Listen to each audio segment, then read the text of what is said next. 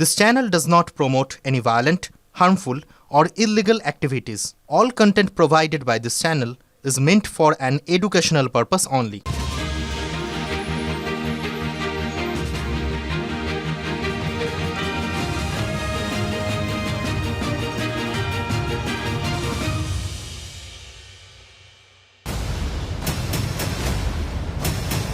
আমাদের কোনো সহযোগিতা করেনি।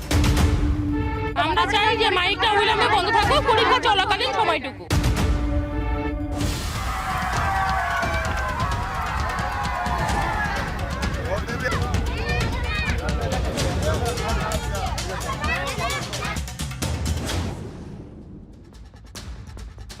ভোট প্রচারে মুখ্যমন্ত্রী মমতা বন্দ্যোপাধ্যায় বলছেন, মানবতা আমার ধর্ম, মনুষ্যত্ব আমার ধর্ম। রাজনীতির তীব্র মেরুকরণের হাওয়ায় এই রকম একটা পরিবেশের মধ্যে দাঁড়িয়ে বাংলার মুখ্যমন্ত্রী বলছেন, মনুষ্যত্বই সব থেকে বড় ধর্ম। ধর্ম নিয়ে নতুন কোনো দর্শনের কথা মমতা বন্দ্যোপাধ্যায় বলছেন না। সব ধর্মই শেষ পর্যন্ত কিন্তু মানব ধর্মের কথা বলে, মানব ধর্মই শ্রেষ্ঠ ধর্ম। সব ধর্ম বলে মোটের ওপর এক। আমাদের স্বামীজিও তাই বলে গিয়েছেন। আচ্ছা, আপনি বলুন না, মানুষ যদি মনুষ্যত্বই হারিয়ে ফেলে, সে হিন্দু না মুসলিম না খ্রিস্টান না জৈন, তাতে কী বা যায় আসে? রবীন্দ্রনাথ তো একই কথা একটু অন্যভাবে বলে গিয়েছেন, মানুষের প্রকৃত ধর্ম তার সত্তা, যে সত্তা পশুর থেকে মানুষকে আলাদা করে। আমরা কি সেই সত্তাটাই হারিয়ে ফেলছি? মুখ্যমন্ত্রী আজও বলেছেন, বাংলার মানুষ ভালো না থাকলে তিনিও ভালো থাকেন না। আপনাদের দুটো ছবি দেখাবো, এই প্রেক্ষিতেই দুটো ছবি দেখাবো। আমরা মানে বাংলার মানুষ কতটা ভালো আছি সেই বিবেচনার ভার শুধু দর্শক আপনাদের উপরেই ছাড়লাম। আমার একটাই পরিচয়, আমি মানবতাকে বিশ্বাস করি। মানবতা আমার ধর্ম, সবাইকে নিয়ে ভালো থাকা আমার ধর্ম। তারা ভালো থাকলে আমি ভালো থাকি, তারা না ভালো থাকলে আমি ভালো থাকি না। আচ্ছা, এটা ভালো থাকার ছবি। বারাসত গভর্নমেন্ট স্কুলের ফার্স্ট সেমিস্টার চলছে। স্কুলের বাইরে তারস্বরে মমতা বন্দ্যোপাধ্যায়ের প্রচার সভার মাইক পাচ্ছে। এটা কোনো পরীক্ষার পরিবেশ হতে পারে? স্কুল কর্তৃপক্ষের হুঁশ নেই, পুলিশও বেহুঁশ। আসলে জেগে ঘুম। মুখ্যমন্ত্রী সভা, শেষমেশ অভিভাবকরাই শর চড়িয়েছেন। যতই হোক তাঁদের সন্তান, ভালো মন্দের খেয়াল তাঁদেরই রাখতে হবে। বারাসাত গভর্নমেন্ট স্কুল ঠিক উল্টো দিকে, সেখানে স্কুলের মধ্যে পরীক্ষা চলছে, প্রথম সেমিস্টারের পরীক্ষা চলছে। এই পরীক্ষা চলাকালীন যেভাবে মাইক বাজছে, তাতে স্বাভাবিকভাবেই অভিভাবকরা ক্ষুব্ধ। ছোট বাচ্চারা তো নয়, ক্লাস 10 অবধি পরীক্ষা হচ্ছে, সেক্ষেত্রে ওদের পরীক্ষা দিতে ভীষণ অসুবিধা হচ্ছে। কলেজ থেকে স্কুল সর্বত্র মাইকে ছয়লাভ হয়ে গেছে বারাসাত মুখ্যমন্ত্রীর সভাকে ঘিরে। ফার্স্ট টার্ম চলছে এবং স্কুলের সামনের গাছে বিচ্ছিরিভাবে মাইক চলছে, তাতে গান চলছে। চাই যে মাইকটা অবিলম্বে বন্ধ থাকুক পরীক্ষা চলাকালীন। তাই আমরা মানে কোনো উপায় না দেখে থানায় এসেছিলাম। থানা থেকেও আমাদের কোনো রকম সাহায্য করা হয়নি। উনি বলছেন আমাদের ডবল ডিউটি, আমরা কিচ্ছু করতে পারবো না যতক্ষণ সেম না যাবে। তারা ভালো থাকলে আমি ভালো থাকি, তারা না ভালো থাকলে আমি ভালো থাকি না। এটা তো কমন সেন্স। মুখ্যমন্ত্রীর কানে গেলে তিনি কি মাইক খোলার জন্য রেগে অগ্নিশর্মা হতেন? তাহলে পুলিশ অভিযোগ পেয়েও কেন ব্যবস্থা নিল না? স্কুলে পরীক্ষা চলছে, তৃণমূলের লোকাল নেতৃত্ব জানতো না? নাকি মুখ্যমন্ত্রীর নির্বাচনী প্রচার বলেই জেনে শুনে বেআক্কেলে আচরণ? স্কুল হসপিটালগুলো অন্তত অ্যাভয়েড করে মাইকটা লাগানো উচিত। এটা প্রশাসনের আগে থেকেই ভাবা উচিত ছিল, ওনারা সেটা ভাবেন। বিক্ষোভের চাপে শেষ পর্যন্ত যদিও মাইক খুলে ফেলা হয়, কিন্তু যে মনুষ্যত্বের কথা মুখ্যমন্ত্রী বলছেন, তার দলের নেতাদের আদৌ কি মনুষ্যত্ব আছে? যদি থাকতো, কোনো প্রার্থী কি স্কুল পড়ুয়াদের নিয়ে নির্বাচনী প্রচারে বেরোতে পারতেন? হরিশ্চন্দ্রপুরের তৃণমূল প্রার্থী মতিবুর রহমানের বিরুদ্ধে সেই অভিযোগই উঠেছে। আমি আসলাম তো দেখছি বাচ্চারা বলছে, দাদা আমি আপনার গাড়িতে বসবো, তো আপনি একটু চালান, তো আমি বসবো। আমি বসেন, আমি চালিয়ে দেবো। তাহলে কি শখ পূরণ করলেন? হ্যাঁ, ওটা সব করুন। কিরকম হলো এই বাচ্চাদের নিয়ে? খুব ভালো লাগলো, খুব ভালো বাচ্চারা। আমাকে বেশি বাচ্চা ভালোবাসে। বিতর্কের জল আরও ঘোলা হয়েছে। মতিউরকে নিয়ে চরম অস্বস্তিতে জেলা তৃণমূল নেতৃত্ব। বিহার থেকে লোক ভাড়া করে মুখ্যমন্ত্রীর প্রচারে ড্রোন উড়িয়েও মতিউর জেলা নেতৃত্বের বিড়ম্বনা বাড়িয়েছিলেন। শাসক দল বলে স্কুল থেকে বাচ্চা ছেলেদের মেয়েদেরকে ডেকে তাদের হাতে পতাকা দিয়ে লেবেন চুস খাইয়ে নানা রকম জিনিস করে মিছিল মিটিং গাড়িতে চড়ানো দিয়ে ওখানে একজন দাঁড়িয়েছে সমাজের বন্ধু নাকি, কোথা থেকে কি করে আসে তার ঠিক নাই। 5 বছরে মালদাতে একবার এসে এই সমাজের বন্ধু তৃণমূলের প্রার্থী হয়েছে। মতিপুর এত বাচ্চাদের কাছে জনপ্রিয়, বাচ্চারা ওকে দেখে ছুটে গেছে, ছুটে গিয়ে বলেছে মামা মিষ্টি খাবো, মামা চকলেট খাবো, চকলেট খেয়েছে।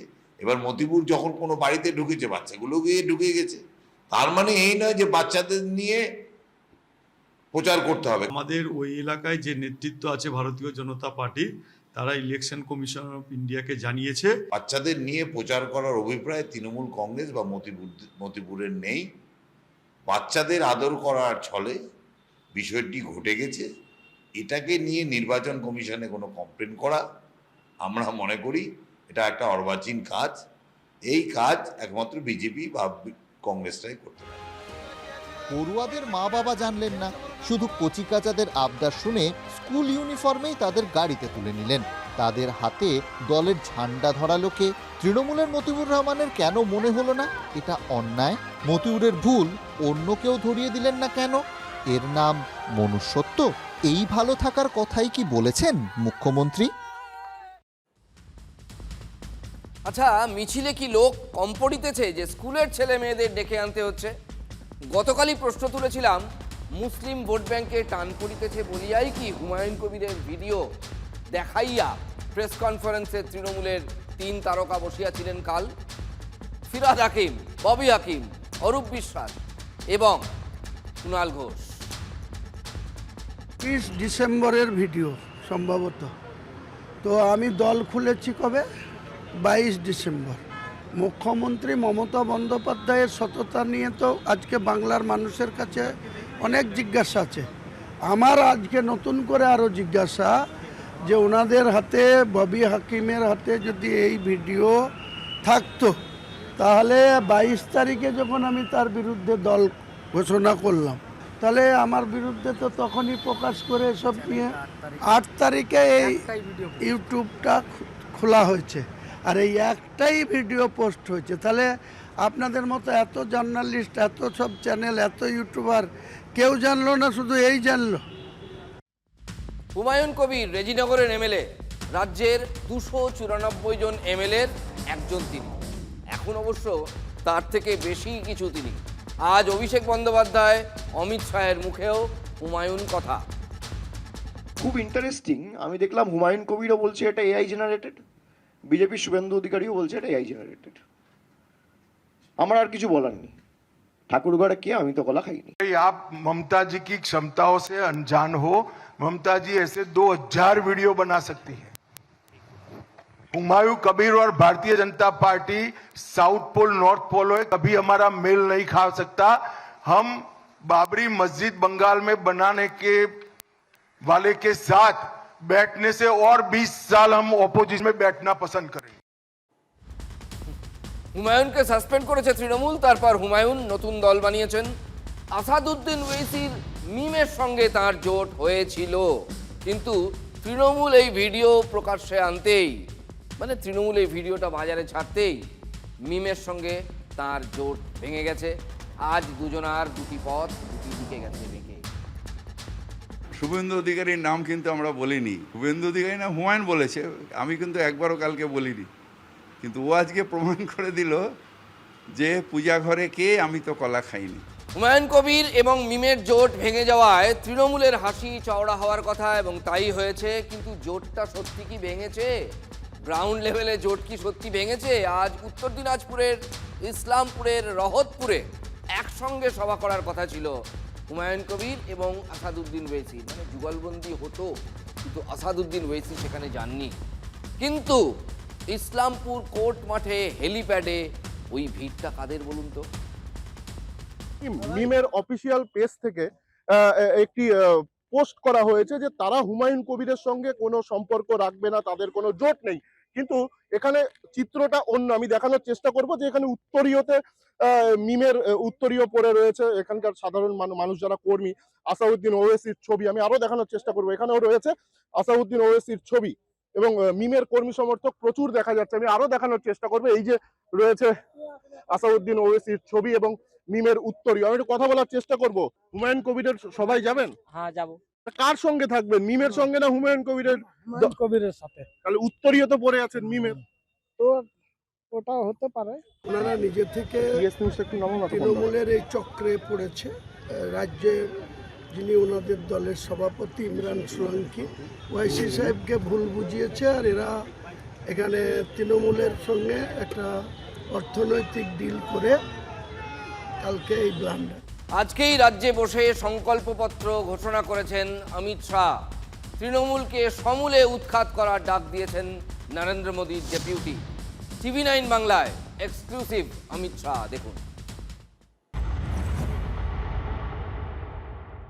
गृहमंत्री जी, आज ये जो हुजूम है और ये जो एक सैलाब है, ये क्या रिस्पॉन्स करता है? आपने जो आज घोषणा पत्र में कहा कि यहाँ से घुसपैठियों को हटाना और महिलाओं के लिए आपने घोषणा की 3,000 रुपया, युवाओं के लिए 3,000 रुपया, तो ये जो एक वायदा किया आपने, इसको लेकर आपको क्या भरोसा है? देखिए, हुजूम जो है वो इस बात का परिचायक है कि बंगाल में अब परिवर्तन होने जा रहा है और भारतीय जनता पार्टी चुनाव के शुरुआती दौर में ही एक अच्छी खासी लीड के साथ आगे बढ़ रही है। सर, ये जिस तरह से लोगों का हुजूम आप देख रहे हैं, आप लोगों का मिजाज पढ़ने में आपको खासी जानकारी है, आपको खासी मास्टरी है। ये जिस तरह से आप देख रहे हैं लोगों का मिजाज, क्या लगता है पिछले बार के चुनाव से इस बार का चुनाव कितना बड़ा है, कितना अंतर है? ये प्रचंड जीत का परिचायक है। मैं आज 2 कॉन्स्टिट्यूएंसी में जाकर आया हूँ। दोनों जगह गत चुनाव में हमें कम सफलता मिली थी, दोनों जिलों में, मगर इस बार मैंने जो वेव देखा है, मैं आपको बताता हूँ, बड़े बहुमत के साथ भारतीय जनता पार्टी की सरकार बनने जा रही है और बंगाल की जनता ने ममता को टाटा बाय बाय कहने का निर्णय कर दिया। अमित भाई, आपने भय भरोसा, भय और भरोसा का आपने तुलना किया है। भय का शासन खत्म और भरोसा आप लाने जा रहे हैं। आपको किस बात से लगता है कि लोग आप पे भरोसा करें? आपके किस वाक्य से? देखिए, ये उपस्थिति ही दिखाती है कि लोगों का भरोसा नरेंद्र मोदी जी और भारतीय जनता पार्टी पर है। भय भी है। भय इस बार तृणमूल कांग्रेस को जनता का भय है, तो भय में बड़ा परिवर्तन आया है। पहले तृणमूल के गुंडे जनता को भयभीत करते थे, अब जनता से उनके गुंडे और टीएमसी स्वयं भयभीत है। आपके प्रेस कॉन्फ्रेंस के बाद ममता जी ने रेस्पॉन्ड किया और उन्होंने कहा कि सब पे भरोसा करना, भाजपा पे भरोसा मत करना। नहीं, वो ठीक है, वो जो चाहे वो कह सकती है, मगर बंगाल की जनता का भरोसा पक्का बना है। महिला आरक्षण बिल भी अब संसद में आने वाला है। आपको लगता है कि जो महिलाओं के लिए प्रधानमंत्री जी की सोच है, वो अब जो है बंगाल और ये तमिलनाडु के चुनाव के समय में इससे और बल मिलेगा हमारे आपके इस प्रचार को? नहीं, इसका कोई लेन देन नहीं है। पुराना रिजर्वेशन हो चुका है, अब एग्जीक्यूशन का सवाल।